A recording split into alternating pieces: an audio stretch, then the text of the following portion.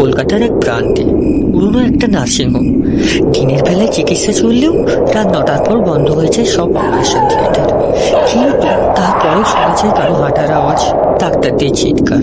অথচ সে সময় নার্সিংহোমে কোনো ডাক্তার থাকে না। ডাক্তার অনির্বাণ সদ্য যোগ দিয়েছে এই নার্সিংহোমে। প্রথম রাতে ডিউটি করলো। রাত 12টা বাজতেই তিনি শুনতে পান 3 নম্বর ওয়ার্ড থেকে কেউ যেন ডাকছে, ডাক্তার বাবু, ও ডাক্তার বাবু।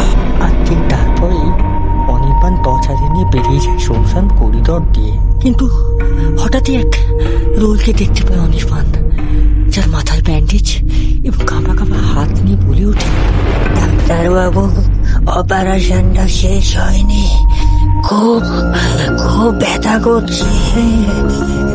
অচেনা সে রোগীকে দেখেছে স্তব্ধ অনির্বাণ, কারণ সে ওয়ার্ড তো 10 বছর আগেই বন্ধ হয়ে গেছে আগুনে পুড়ে।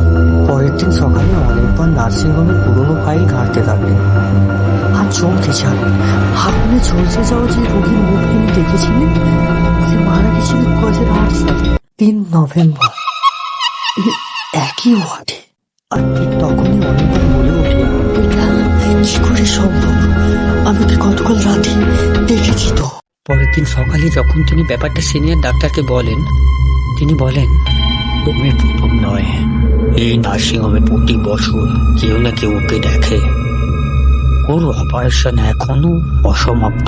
পরের দিন রাতে অনির্বাণ ঠিক করে ওই ওয়ার্ডে প্রবেশ করবে, কিন্তু তার চোখের সামনেই দরজা আপনা থেকে বন্ধ হয়ে যায়।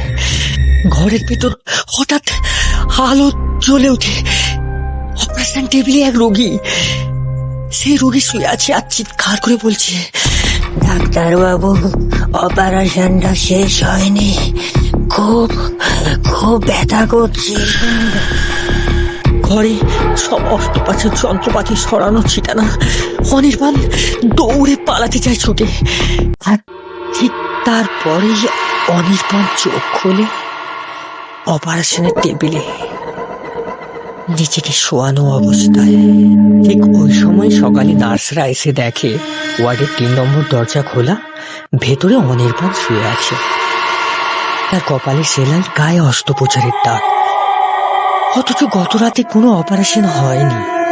রাত গভীর হলে সেই নার্সিংহোমে আজও শোনা যায় কোনো ডাক্তার হাঁটছেন করিডোরে, আর 3 নম্বর ওয়ার্ড থেকে ভেসে আসে করুণ এক আর্তনাদ। এরকম আরও ভিডিও পেতে